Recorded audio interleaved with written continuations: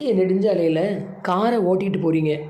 நிதானமாக மணிக்கு 70 கிலோமீட்டர் வேகத்தில் போயிட்டு இருக்கும்போது பின்னால் ஒரு ஹார்ன் சவுண்டு கேட்குது. ரியர் வியூ கண்ணாடி வழியாக பார்க்கிங்க.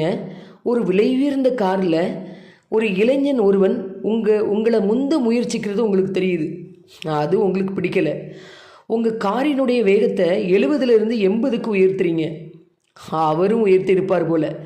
இப்போது 2 வண்டிகளும் ஒன்றுக்கு இணையாக சளைத்தவரா நீங்கள் உங்கள் காரினுடைய வேகத்தை 100க்கு ஏற்றுறீங்க.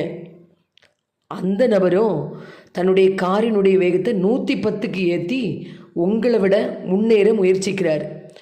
நீங்கள் 5வது கியருக்கு வேகமாக மாறி 120 தொடுறீங்க.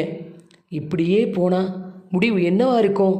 நான் சொல்லி தெரியணும்னு அவசியம் இல்லை. இந்த நிலையில் உங்களுக்கு ஒரு இமாலய கேள்வி தோன்றும். இப்போது உங்கள் காரை ஓட்டிக்கிட்டு இருக்கிறது நீங்களா அல்லது அந்த இளைஞரா?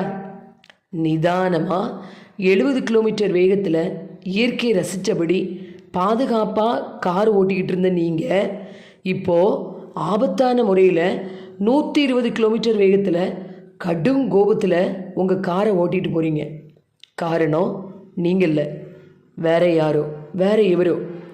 வாழ்க்கையிலையும் சிலர் இப்படி தான் கடத்துகிறோம். நமக்கு எது தேவை, எது வேணும், நமக்கு எது முக்கியம் என்கிறத பற்றியெல்லாம் உணர்வு இல்லாமல் அடுத்தவங்களை பார்த்து பொறாமையில் ஏதேதோ செய்து நமக்கான இலக்கை கோட்டை விட்டுடுறோம். இந்த வாழ்க்கை வாகனத்தை பிறர் ஓட்டுற மாதிரி நம்ம ஒரு நாளும் செய்து விடக்கூடாது. இது நமக்கான வாழ்க்கை. நமக்கு கொடுத்த ட்ராக்கில் தான் நம்ம ஓடணும். வாழ்க்கைங்கிறது ஒரு நீண்ட பயணம். அது நம்முடைய கட்டுப்பாட்டில் இருக்கணும்.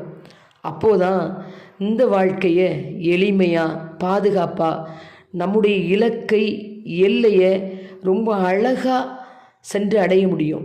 இந்த நாள் இனிய நாளாக அமையட்டும். இனி எல்லாம் சுகமே. வாழ்த்துக்கள்.